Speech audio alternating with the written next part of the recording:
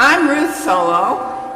I welcome you as a member here. I'm a member of Monroe Street Church and as a member of the Martin Luther King Time to Break Silence Organizing Committee. A few things to share with you before we begin. Some of you already know this, but for those who have come in the past hour, restrooms are located at the back through those doors. I feel like a stewardess. Through those doors there are signs, but the handicapped accessible restroom would be to your left as you go out, and the men's are to your left as you go down the stairs. The women's are to your right as you go down the stairs. That's the most important thing you need to know. We wish to thank some of the folks that were involved in this. First, we want to thank Toledo Public Schools. All of your teachers, of which I'm a member, also Tom Galloway, Diane Gordon, Lynn Hamer, Bill Hoover, Pat McCulley, and Oscar Shahir. We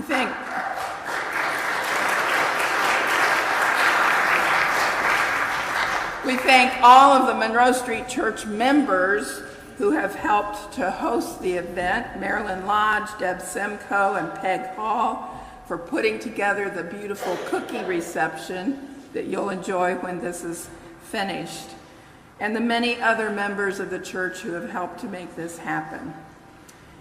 Also, thank you to all those who installed the artwork, and we invite you to tour the artwork when we're finished, because the kids put in a lot of work on this, and it is beautiful to behold.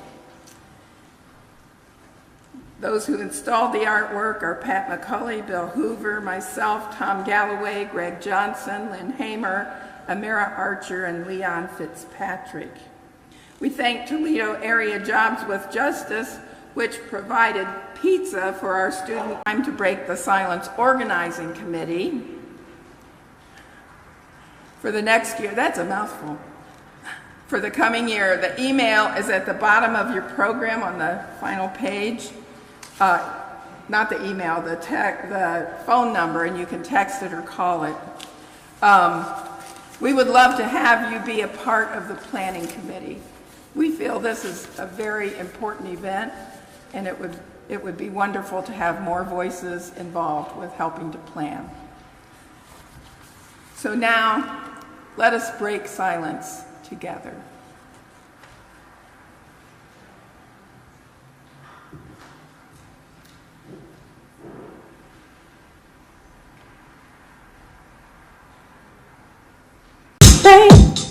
Breaking the silence. Breaking the silence. Breaking the silence. Breaking the silence. Breaking the silence.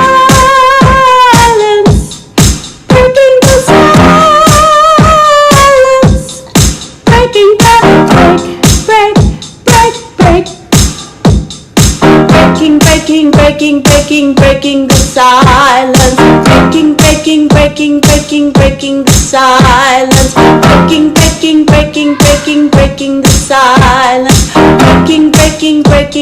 Breaking the silence.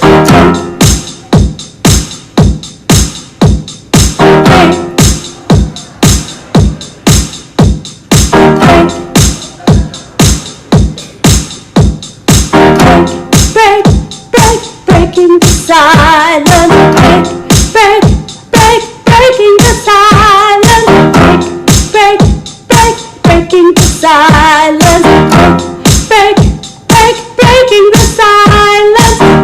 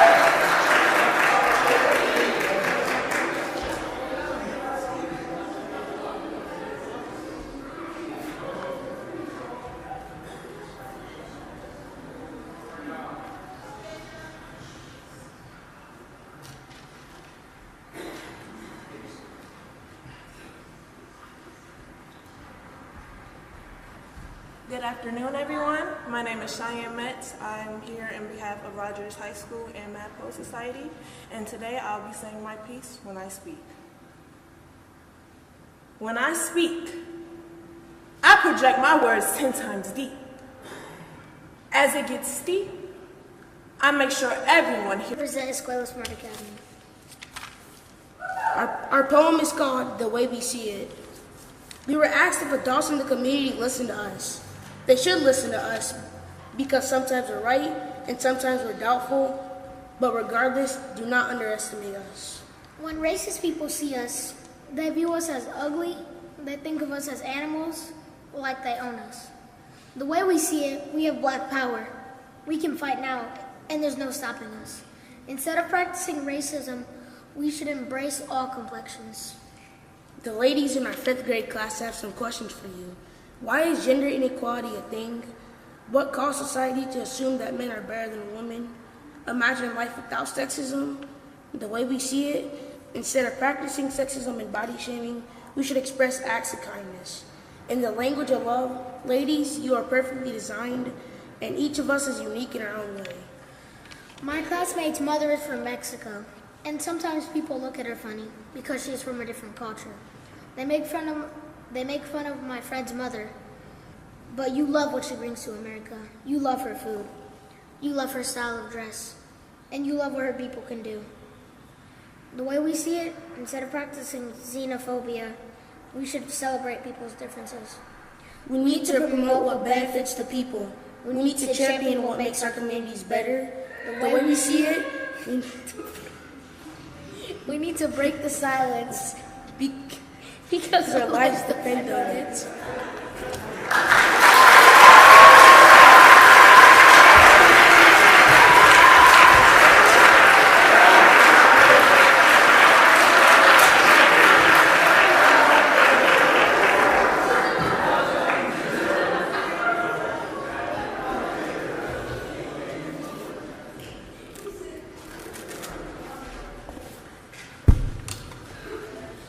Good afternoon. Psalms 24:1 says, "The earth is the Lord's, and the fullness thereof, the world and they that dwell therein." April 22nd each year is Earth Day, and I wrote this piece so that we can celebrate and take care of one of God's greatest creations. MAD World. MAD is an acronym for Make a Difference. How do we make a difference? You and me make a difference. A necessity, make a difference. In our society, the killing of oneself is called suicide. The killing of another is homicide. The killing of a specific race, religion, or ethnicity is omnicide. When we, as a society, together kill Mother Earth, it is ecocide. We proudly sing, "God bless America, land that I love. Stand beside her and guide her through the night with a light from above." So if we sing love for the land, shouldn't we honor and protect the land? Well, in reality, we abuse the land through deforestation that attributes to our global warming. We mistreat the land by causing air pollution that's eroding our ozone layer. We neglect the land. In overexploitation that's depleting our natural resources, we poison the land with chemicals and pesticides we put into our water and our soil. Then we as a society still expect the land to sustain us for our entire lives, and finally be that same land where our bodies will someday be laid to rest in peace. So, how do we make a difference? You and me make a difference. This century make a difference. When will we realize that our earth is a magnificent place, created with a unique and special design, and has the majestic beauty of aquamarine waters in the Key West, cascading arrays of colorful flowers in the hills of Ireland, even a wonderful summer sunset in our own backyard? All these things are unparalleled gifts that we can never replicate with our human hands. It is also crucial to understand that we borrow the earth from our children everywhere, and it's up to us to lead them with knowledge and unlimited resources that they can enhance and eventually pass on to their children. Instead, we are leaving them trying to figure out how to colonize Jupiter or Mars just so they can survive. Answer me honestly, can we really rest in peace when we leave our children living in chaos? As I close today, please listen attentively. The way we treat this earth is an awful travesty. We negatively affect our children's destiny with pollution, chemical spills, and other insanity. We must bond to make a difference for the world to see. This task will take time and it won't come easily. But if we work together, we will find that remedy to restore the earth to the way God designed it to be. So how do we make a difference? You and me make a difference? Through unity, we will make a difference. Thank you.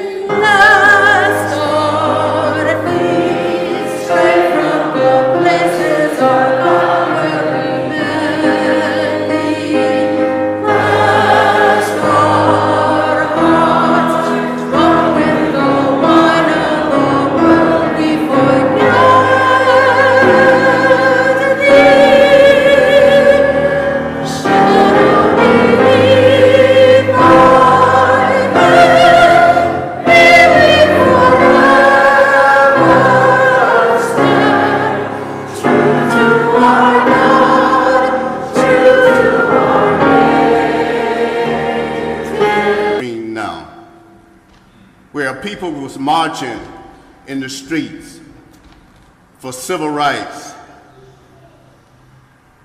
marching in the streets for justice, equality.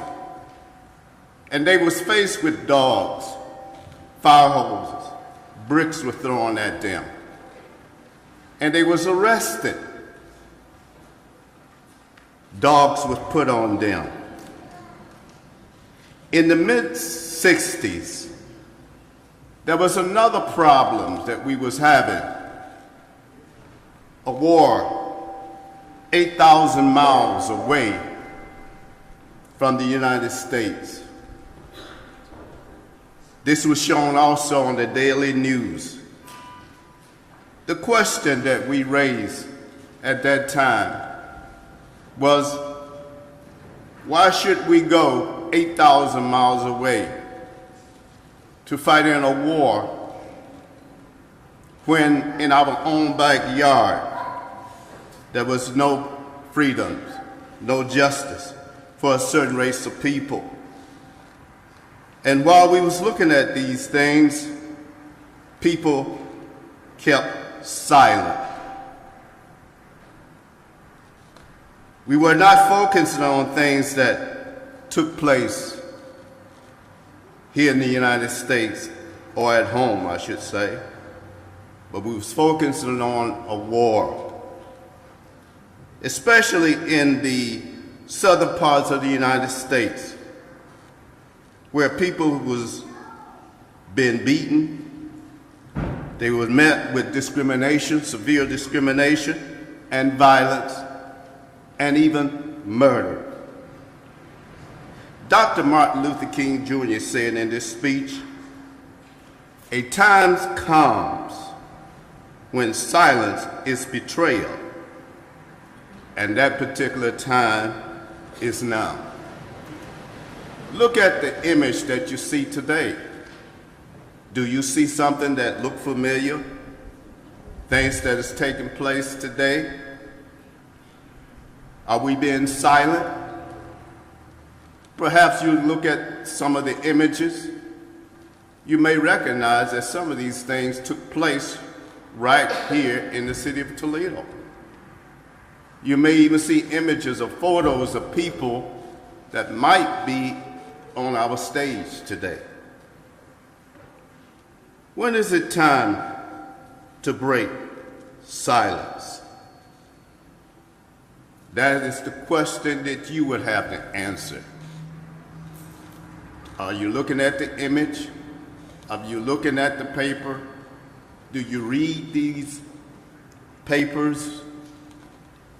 Do you recognize these images? Did you see them on your local news? Did you see it on ABC, NBC, CBS, Fox?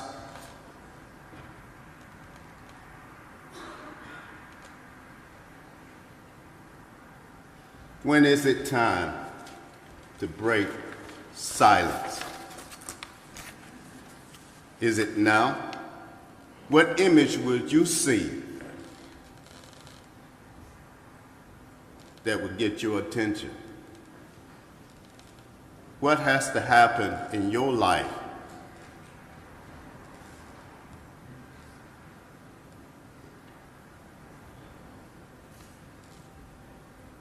that would cause you to come out and break the silence? As the young people say it in their song, "Break the silence." Break the silence. Thank you.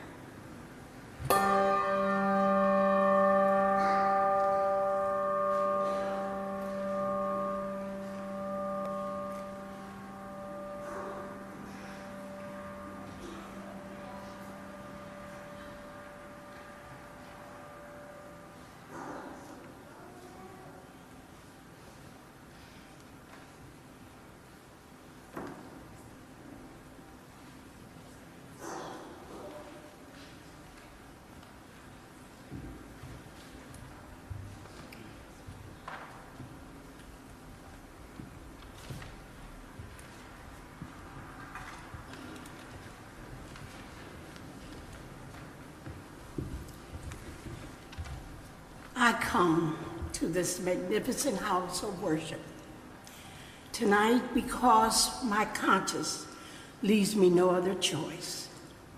I join you in this meeting because I am deeply in agreement with the aim and the work of this organization which has brought us together. Clergy, laymen, and concern about Vietnam. The recent statement of your executive committee are the sentiments of my own heart. And I found myself in full accord when I read the opening lines. A time comes when silence is betrayal. And that time has come for us in relation to Vietnam. The truth of these words are beyond doubt, but mission to which they call us is most difficult one. Even pressed by the demands of inner truth, men do not easily assume tasks of opposing their government policy, especially in a time of war. Nor does the human spirit move without great difficulty against all the apathy of conformist thoughts within one's own bosom and in surrounding world. However, when the issue at hand seems as perplexed as they often do in the case of dreadful conflict, we are always on the verge of being mesmerized by uncertainty, but we must move on.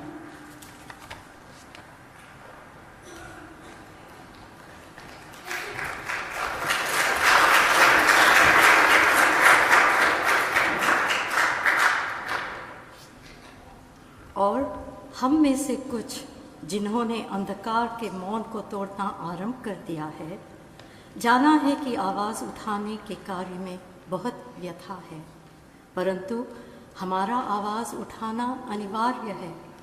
हमें विनम्रता से बोलना होगा क्योंकि हमारी दृष्टि सीमित है, किंतु बोलना आवश्यक है।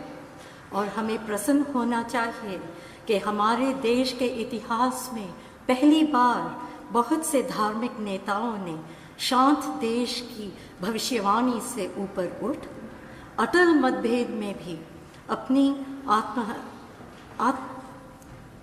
से आवाज़ सुन और इतिहास के ज्ञान को जान एक नई संदेश दिया है। शायद हमारे बीच एक नई लहर उमड़ रही है।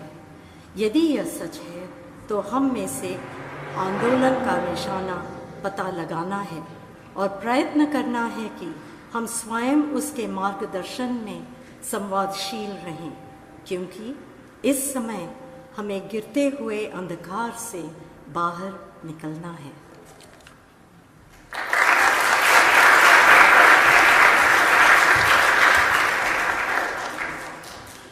Over the past 2 years, as I've moved to break the betrayal of my own silences and to speak from the burnings of my own heart, as I've called for radical departures from the destruction of Vietnam, many persons have questioned me about the wisdom of my path. At the heart of their concerns, this query has often loomed large and loud. Why are you speaking about the war, Dr. King? Why are you joining the voices of dissent? Peace and civil rights don't mix, they say. Aren't you hurting the cause of your people, they ask. And when I hear them, though I often understand the source of their concern, I am nevertheless greatly saddened. For such questions mean that the inquirers have not really known me, my commitment, or my calling. Indeed, their questions suggest that they do not know the world in which they live.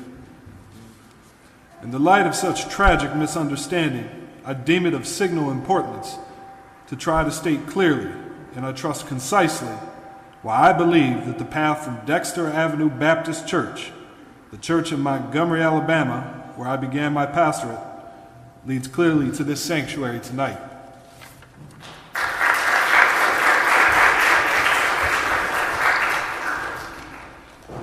I come to this platform tonight to make a passionate plea to my beloved nation. This speech is not addressed to Hanoi or to the National Liberation Front. It is not addressed to China nor to Russia, nor is it an attempt to overlook the ambiguity of the total situation and the need for collective solution to the tragedy of Vietnam. Neither is it an attempt to make North Vietnam or the National Liberation Front paragons of virtue, nor to overlook the role they must play in the successful resolution of the problem. While they both may have justifiable reasons to be suspicious of the good faith of the United States, life and history give eloquent testimony to the fact that conflicts are never resolved without trustful give and take on both sides. Tonight, however, I do not wish to speak to Hanoi or the National Liberation Front, but rather to my fellow Americans. Since I am a preacher by calling, I suppose it is not surprising that I have 7 major reasons for bringing Vietnam into the field of my moral vision. There is, at the outset, a very obvious and most facile connection between the war in Vietnam and the struggle I and others have been waging in America. A few years ago, there was a shining moment in that struggle. It seemed as if there was a real promise of hope for the poor, both black and white, through the poverty program. There were experiments, hopes, new beginnings. Then came the build-up in Vietnam. And I watched this program broken and eviscerated, as it were some idle political plaything of a society gone mad on war. And I knew that America would never invest the necessary funds or energies in rehabilitation of its poor, so long as adventures like Vietnam continued to draw men and skills and money like some demonic suction tube. So I was necessarily compelled to see that war as an enemy of the poor and attack it as such.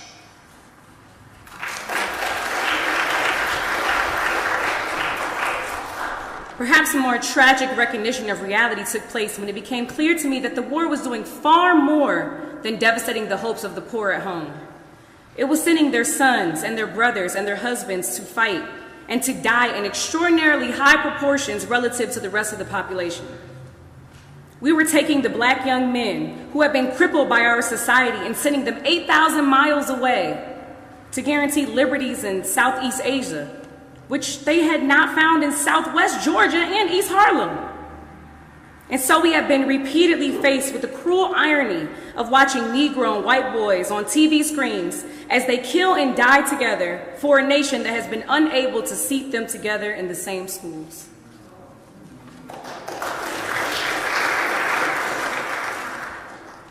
And so, we watched them in brutal solidarity, burning the huts of a poor village.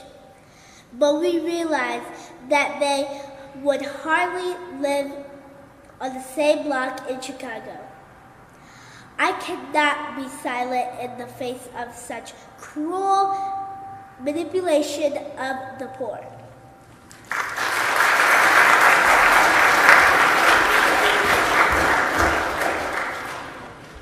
My third reason moves to an even deeper level of awareness, for it grows out of my experience in the ghettos of the North over the last 3 years, especially the last 3 summers, as I walked among the desperate, rejected, and angry young men. I have been told that Molotov cocktails and riffles would not solve their problems.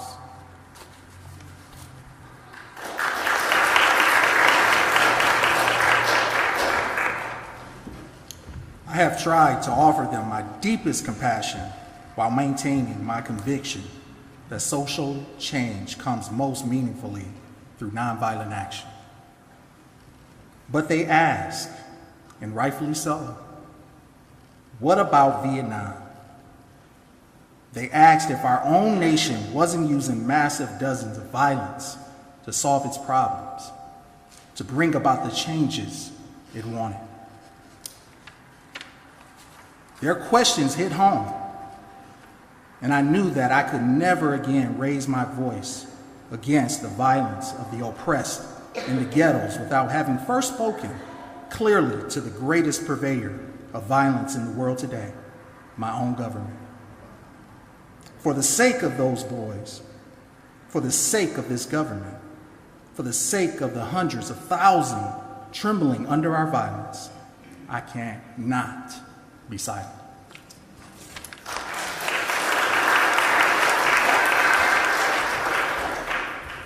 For those who ask the question, aren't you a civil rights leader and thereby mean to exclude me from the movement of peace? I have this further answer. In 1957, when a group of us formed the Southern Christian Leadership Conference, we chose as our motto to save the soul of America. We were convinced that we could not limit our vision to certain rights for black people, but instead affirm the conviction that America could never be free or saved from itself until the descendants of its slaves were loosened completely by the shackles they still wear. In a way, we were agreeing with Langston Hughes, that black bard of Harlem who had written earlier, "Oh yes, I say it plain, America never was America to me, yet I swear by this oath, America will be." Now, it should be incandescently clear that no one who has any concern for the integrity and life of America can ignore the present war. If America's soul becomes totally poisoned, part of the autopsy must read Vietnam. It can never be saved so long as it destroys the deepest hopes of men the world over. So it is for those who are yet determined that America will be, are led down the path of protest and dissent, working for the health of our land.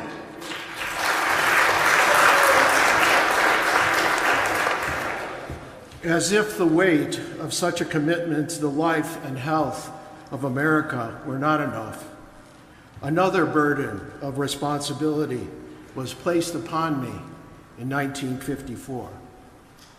And I cannot forget that the Nobel Peace Prize was also a commission to work harder than I had ever worked before for the brotherhood of man. This is a calling that takes me beyond national allegiances. But even if it were not present, I would yet have to live with the meaning of my commitment to the ministry of Jesus Christ.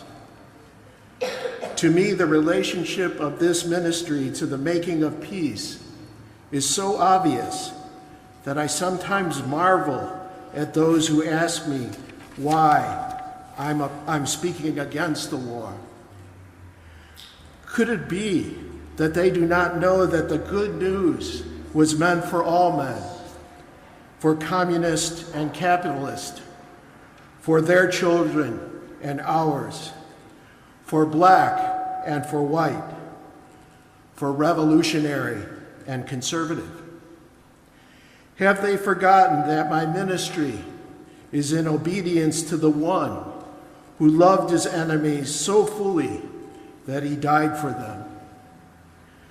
What then can I say to the Viet Cong, or to Castro, or to Mao, as a faithful minister of this one? Can I threaten them with death, or must I not share with them my life?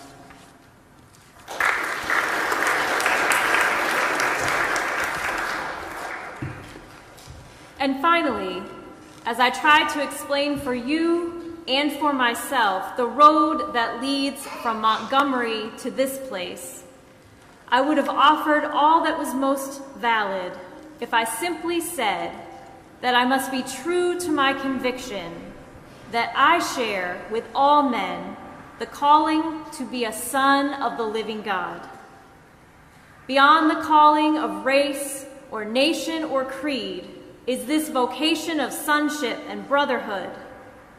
And because I believe that the Father is deeply concerned, especially for his suffering and helpless and outcast children, I come tonight to speak for them. This I believe to be the privilege and the burden of all of us who deem ourselves bound by allegiances and loyalties which are broader and deeper than nationalism, and which go beyond our nation's self-defined goals and positions. We are called to speak for the weak, for the voiceless, for the victims of our nation, and for those it calls enemy. For no document from human hands can make these humans any less our brothers.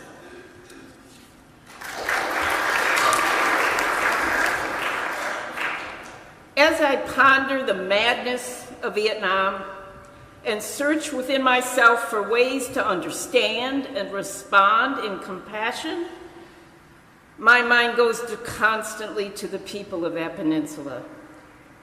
I speak now not of the soldiers of each side, not of the ideologies of the Liberation Front, not of the junta in Saigon, but simply of the people who have been living under the curse of war for almost 3 continuous decades now. I think of them, too, because it's clear to me that there will be no meaningful solution there until some attempt is made to know them and hear their broken cries. They must see Americans as strange liberators. The Vietnamese people proclaimed their own independence in 1945 after a combined French and Japanese occupation and before the Communist Revolution in China. They were led by Ho Chi Minh. Even though they quoted the American Declaration of Independence in their own document of freedom, we refused to recognize them. Instead, we decided to support France in its reconquest of its former colony. Our government felt then that the Vietnamese people were, quote, not ready for independence. And we again fell victim to the deadly Western arrogance that has poisoned the international atmosphere for so long.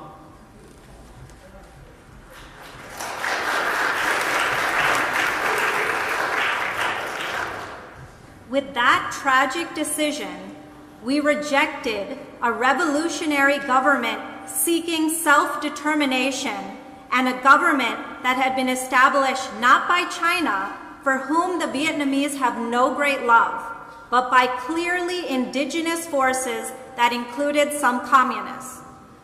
For the peasants, this new government meant real land reform, one of the most important needs in their lives.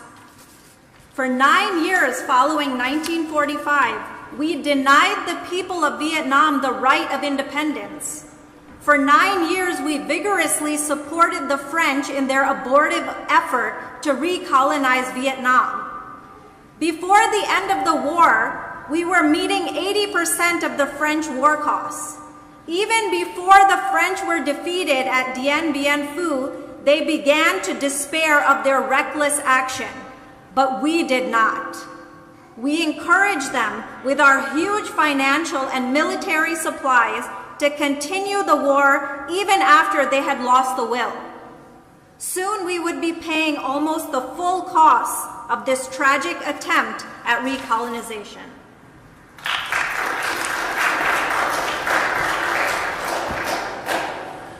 After the French were defeated, it looked as if independence and land reform would come again through the Geneva Agreement. But instead, there came the United States, determined that Ho should not unify the temporarily divided nation, and the peasants watched again as we supported one of the most vicious modern dictators, our chosen man, Diem. The peasants watched and cringed as Diem ruthlessly rooted out all opposition, supported their extortionist landlords, and refused even to discuss reunification with the North. The peasants watched as all this was presided over by the United States' influence, and then by increasing numbers of United States troops who came to help quell the insurgency that Diem's methods had aroused.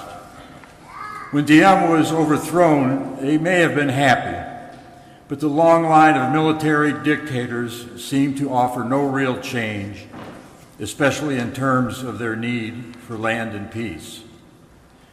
The only change came from America, as we increased our troop commitments in support of governments which were singularly corrupt, inept, and without popular support. All the while, the people read our leaflets and received the regular promises of peace and democracy and land reform. Now they languish under our bombs and consider us, not their fellow Vietnamese, as the real enemy. They move sadly and apathetically as we herd them off the land of their fathers into concentration camps where minimal social needs are rarely met. They know they must move on or be destroyed by our bombs. So they go, primarily women and children and the aged. They watch as we poison their water, as we kill 1 million acres of their crops. They must weep as the bulldozers roar through their areas, preparing to destroy the precious trees. They wander into the hospitals with at least 20 casualties from American firepower for one Viet Cong inflicted injury. So far, we may have killed 1 million of them, mostly children. They wander into the towns and see thousands of the children, homeless, without clothes, running in packs on the streets like animals. They see the children degraded by our soldiers as they beg for food. They see the children selling their sisters to our soldiers and soliciting for their mothers.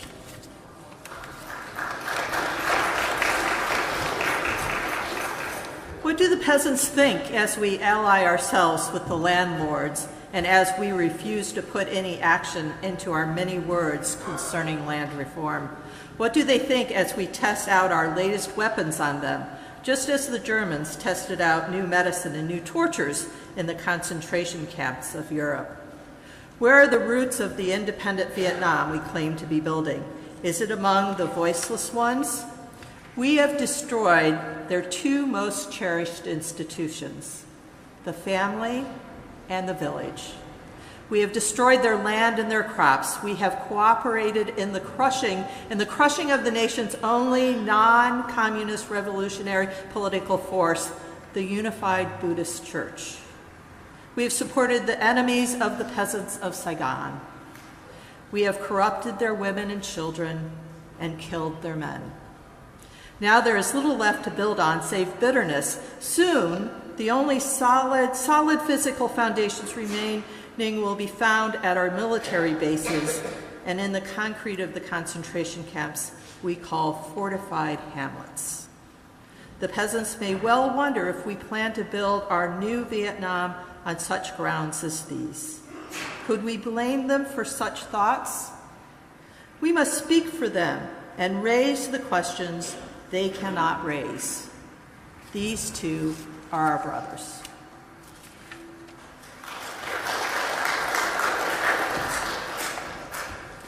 Perhaps a more difficult, but no less necessary task is to speak for those who have been designated as our enemies. What of the National Liberation Front, that strangely anonymous group we call VC, or communists? What must they think of the United States of America when they realize that we permitted the repression and cruelty of Diem, which helped to bring them into being as a resistance group in the South? What do they think of our condoning the violence which led to their own taking up of arms?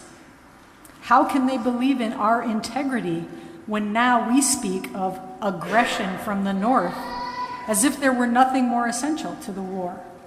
How can they trust us when now we charge them with violence after the murderous reign of Diem and charge them with violence while we pour every new weapon of death into their land? Surely we must understand their feelings, even if we do not condone their actions. Surely we must see that the men we supported pressed them to their violence. Surely we must see that our own computerized plans of destruction simply dwarf their greatest acts.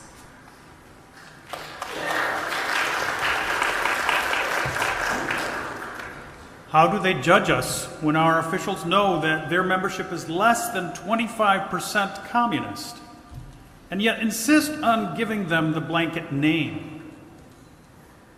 What must they be thinking when they know that we are aware of their control of major sections of Vietnam, and yet we appear ready to allow national elections in which this highly organized political parallel government will not have a part?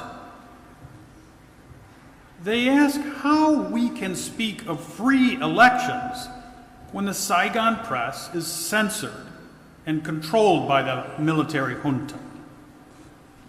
And they are surely right to wonder what kind of new government we plan to help them form without them, the only real party in real touch with the peasants.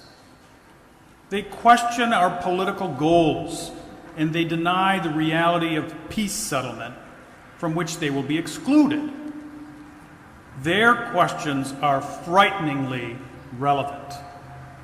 Is our nation planning to build on political myth again, and then shore it up upon the power of new violence? Here is the true meaning and value of compassion and non-violence, when it helps us to see the enemy's point of view, to hear his questions, to know his assessment of ourselves. For from his view, we may indeed see the basic weaknesses of our own condition. And if we are mature, we may learn and grow and profit from the wisdom of the brothers who are called the opposition.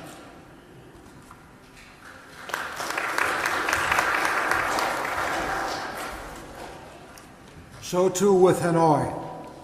In the north, where our bombs now pummel the land and our mines endanger the waterways, we are met by a deep but understandable mistrust. To speak for them is to explain this lack of confidence in Western words, and especially their distrust of American intentions now.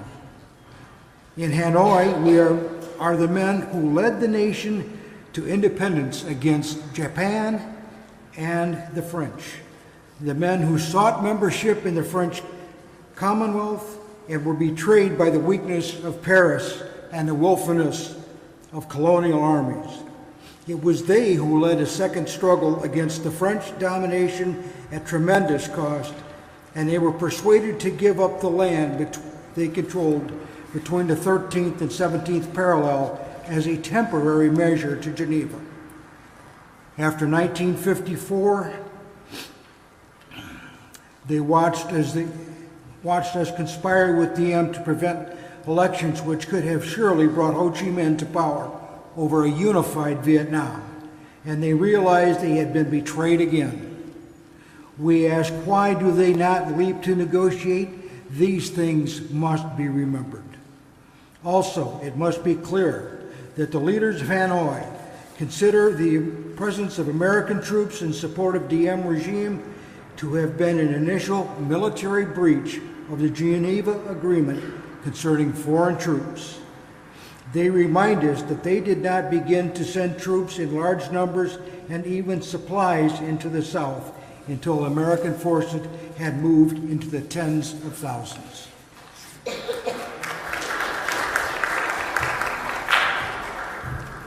Hanoi remembers how our leaders refused to tell us the truth about the earlier North Vietnamese overtures for peace, how the president claimed that none existed when they had been clearly made.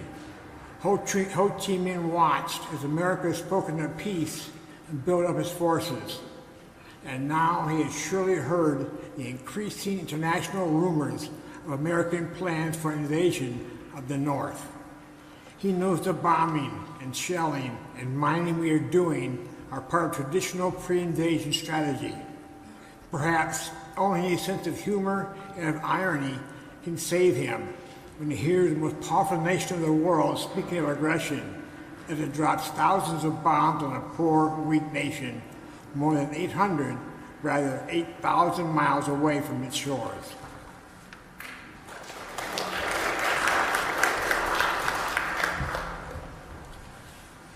At this point, I should make it clear that while I have tried in these last few minutes to give a voice to the voiceless in Vietnam and to understand the arguments of those who are called enemy, I am as deeply concerned about our own troops there as anything else. For it occurs to me that what we are submitting them to in Vietnam is not simply the brutalizing process that goes on in any war where armies face each other and seek to destroy. We are adding cynicism to the process of death, for they must know after a short period there that none of the things we claim to be fighting for are really involved. Before long, they must know that their government has sent them into a struggle among Vietnamese, and that the more sophisticated surely realize that we are on the side of the wealthy and the secure, while we create a hell for the poor.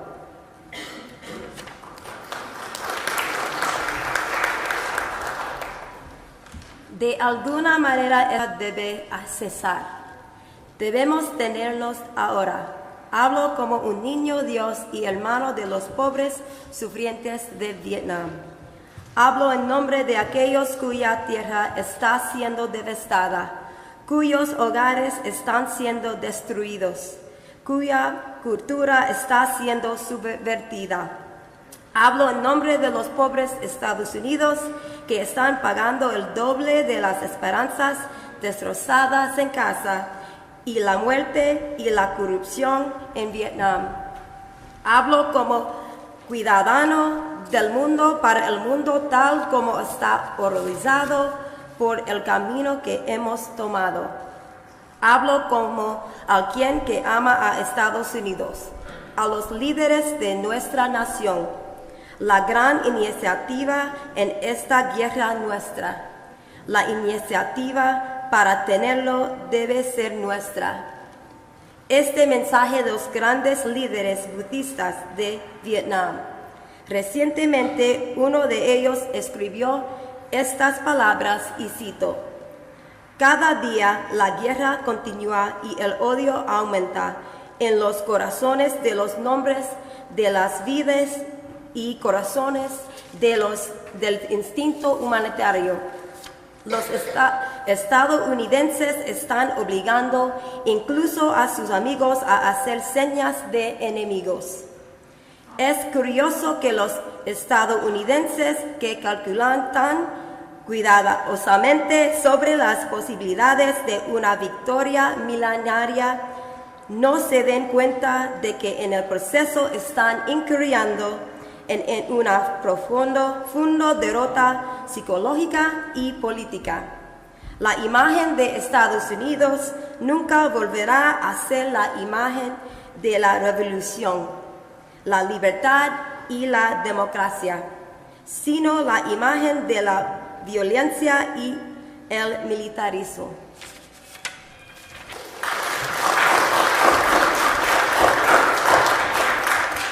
If we continue, there will be no doubt in my mind and in the mind of the world that we have no honorable intentions in Vietnam. If we do not stop our war against the people of Vietnam immediately, the world will be left with no other alternative than to see this as some horrible, clumsy, and deadly game that we have decided to play. The world now demands a maturity of America that we may not be able to achieve. It demands that we admit that we have been wrong from the beginning of our adventure in Vietnam, that we have been detrimental to the life of the Vietnamese people. The situation is one in which we must be ready to turn sharply from our present ways. In order to atone for our sins and errors in Vietnam, we should take the initiative in bringing a halt to this tragic war. I would like to suggest 5 concrete things that our government should do immediately to begin the long and difficult process of extricating ourselves from this nightmarish conflict. Number 1, end all bombing in North and South Vietnam. Number 2, declare a unilateral ceasefire in the hope that such action will create the atmosphere for negotiation. 3, take immediate steps to prevent other battlegrounds in Southeast Asia by curtailing our military buildup in Thailand and our interference in Laos. 4, realistically accept the fact that the National Liberation Front has substantial support in South Vietnam and must thereby play a role in any meaningful negotiations and any future Vietnam government. 5, set a date that we will remove all foreign troops from Vietnam in accordance with the 1954 Geneva Agreement.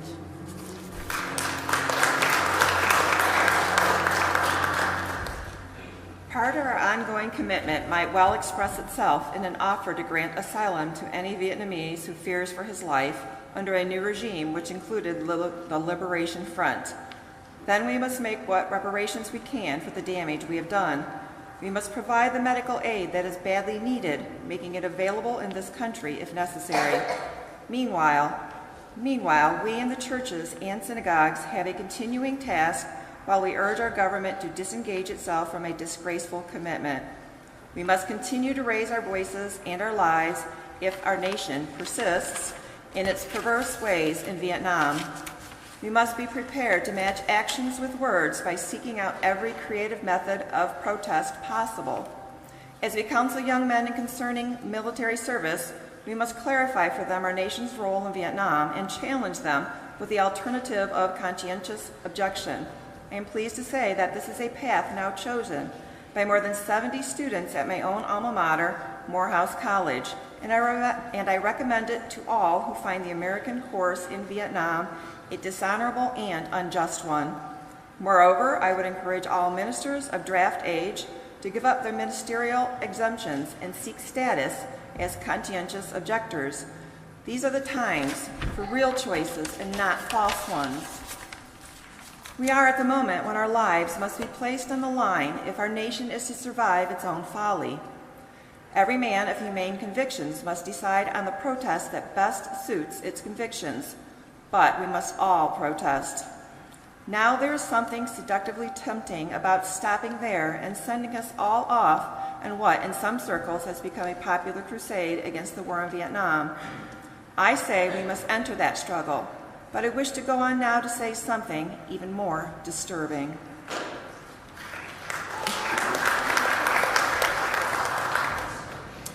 The war in Vietnam is but a symptom of a far deeper malady within the American spirit. And if we ignore this sobering reality,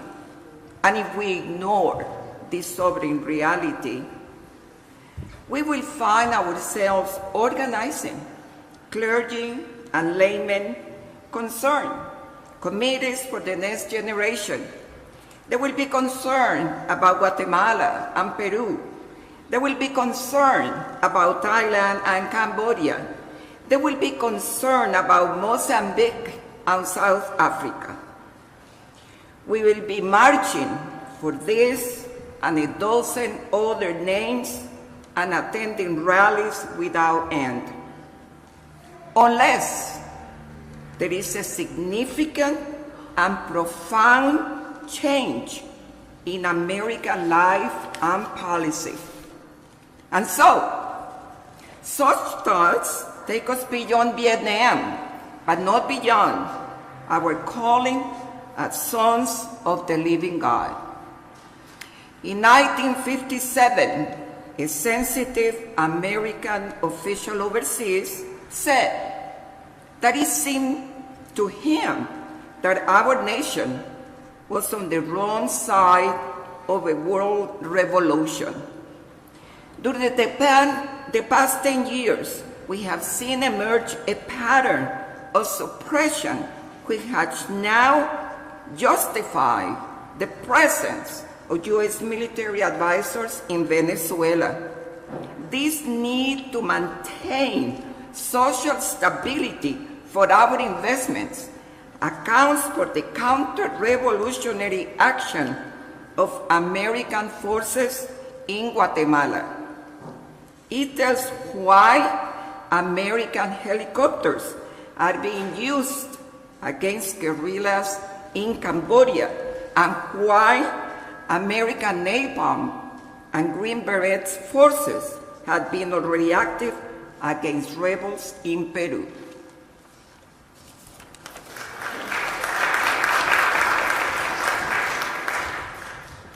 It is with such activity in mind that the words of the late John F. Kennedy come back to haunt us. 5 years ago he said, "Those who make peaceful revolution impossible will make violent revolution inevitable." Increasingly, by choice or by accident, this is the role our nation has taken. The role of those who make peaceful revolution impossible by refusing to give up the privilege and the pleasure that come from the immense profit of overseas investment. I am convinced that if we are to get on the right side of the world revolution, we as a nation must undergo a radical revolution of values. We must rapidly begin the shift from a thing-oriented society to a person-oriented society. When machines and computers, profit motives, and property rights are considered more important than people. The giant triplets of racism, extreme materialism, and militarism are incapable of being conquered. A true revelation of values will soon cause us to question the fairness and justice of many of our past and present policies. On the one hand, we are called to play the Good Samaritan on life's roadside, but that will be only an initial act. One day we must come to see that the whole Jericho Road must be transformed so that men and women will not be constantly beaten and robbed as they make their journey on life's highway. True compassion is more fleeing a coin to a beggar. It comes to see that an edifice which produces beggars needs restructuring.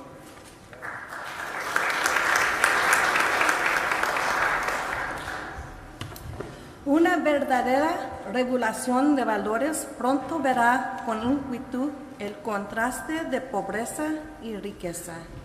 Con justa indignación mirará el otro lado del mar y verán a capitalistas del occidente invirtiendo enormes sumas de dinero en Asia, África y América del Sur, solo para sacar ganancias sin preocuparse por el mejoramiento social de los países, y dicen que esto no es justo. Verán nuestra alianza con la nobleza tierra de la América del Sur y dicen que esto no es justo. La arrogancia del occidente que siente que tiene todo para enseñar a los demás, pero nada de lo que se puede aprender de ellos es justo. ¿Por qué? Because a true revolution of values will lay hands on the world order and say of war, this way of settling differences is not just. This business of burning human beings with napalm, of filling our nation's homes with orphans and widows, of injecting poisonous drugs of hate into the veins of people normally humane, of sending men home from dark and bloody battlefields physically handicapped and psychologically deranged, cannot be reconciled with wisdom, justice, and love.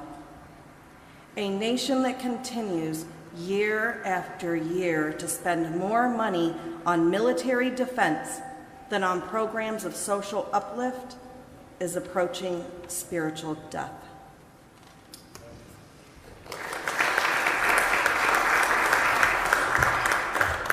America, the richest and most powerful nation in the world, can well lead the way in this revolution of values. There is nothing except a tragic death wish to prevent us from reordering our priorities so that the pursuit of peace will take precedence over the pursuit of war. There is nothing to keep us from molding a recalcitrant status quo with bruised hands until we have fashioned it into a brotherhood. This kind of positive revolution of values is our best defense against communism. War is not the answer. Communism will never be defeated by the use of atomic bombs or nuclear weapons. This call for a worldwide fellowship that lifts neighborly concern beyond one's tribe, race, class, and nation is in reality a call for an all-embracing, embracing an unconditional love for all mankind. This oft-misunderstood, oft-misinterpreted concept, so readily dismissed by the Nietzsches of the world as a weak and cowardly force, has become an absolute necessity for the survival of man. When I speak of love, I'm not speaking of some sentimental and weak response. I'm not speaking of that force which is just emotional bosh. I am speaking of that force which all of the great religions have seen as the supreme unifying principle of life. Love is somehow the key that unlocks the door which leads to ultimate reality. This Hindu, Muslim, Christian, Jewish, Buddhist belief about the ultimate reality is beautifully summed up in the first epistle of St. John. Let us love one another, for love is God. And everyone that loveth is born of God and knoweth God. He that loveth not knoweth not God, for God is love.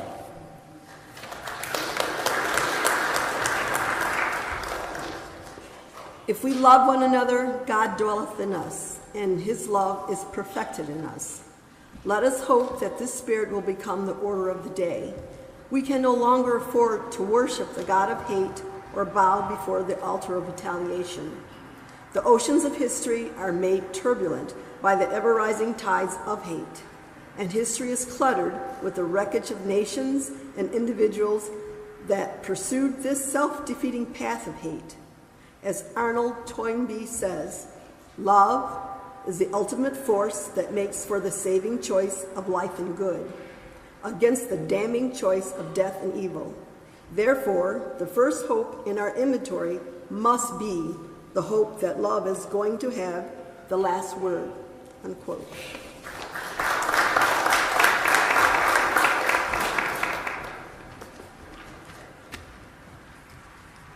We are now faced with the fact, my friends, that tomorrow is today. We are confronted with the fierce urgency of now. In this unfolding conundrum of life and history, there is such a thing as being too late. Procrastination is still the theft of time. Life often leaves us standing naked, bare, and dejected with a lost opportunity. The tide in the affairs of men does not remain at flood, it ebbs. We may cry out desperately for time to pause in her passage, but time is adamant to every plea and rushes on. Over the bleached bones and jumbled residues of numerous civilizations are written these pathetic words, quote, "Too late," end quote. There is an invisible book of life that faithfully records our vigilance or our neglect. Omar Khayyam is right, quote, "The moving finger writes, and having writ, moves on," end quote. We still have a choice today: nonviolent coexistence or violent co-annihilation. We must move past indecision to action. We must find new ways to speak for peace in Vietnam and justice throughout the developing world, a world that borders at our doors. If we do not act, we shall surely be dragged down the long, dark, and shameful corridor of time reserved for those who possess power without compassion, might without morality, and strength without our sight. I challenge you as we stand to read together. Read carefully and cautiously. Think about what we're reading today. Let us begin all together. Now let us begin. Now let us rededicate our lives to the long and bitter but beautiful struggle for a new world. This is the calling of the sons of God, and our brothers wait eagerly for our response. Shall we say the odds are too great? Shall we tell them the struggle is too hard? Will our message be that the forces of American life militate against their arrival as full men, and we send our deepest regrets? Or will there be another message of longing, of hope, of solidarity with their yearnings, of commitment to their cause? Whatever the cost, the choice is ours. And though we might prefer it otherwise, we must choose in this crucial moment of human history. As the noble bard of yesterday, James Russell Lowell, eloquently stated, "Once to every man and nation comes a moment to decide, in the strife of truth and falsehood, for the good or evil side. Some great cause, God's new Messiah, offering each the bloom of light, and the choice goes on forever, twixt that darkness and that light. Though the cause of evil prosper, yet 'tis true the love most strong. Though her portions be the scaffold, and upon the throne be wrong, yet that scaffold sways the future, and behind the dim unknown standeth God within his shadow, keeping watch above his own. And if we will only make the right choice, we will be able to transform this pending cosmic elegy into a creative song of peace.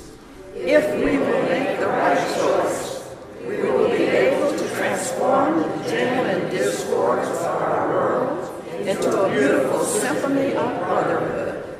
If we will make the right choice, we will be able to speed up the day all over America and all over the world. Justice will roll down like waters and righteousness like a mighty stream. You may be seated.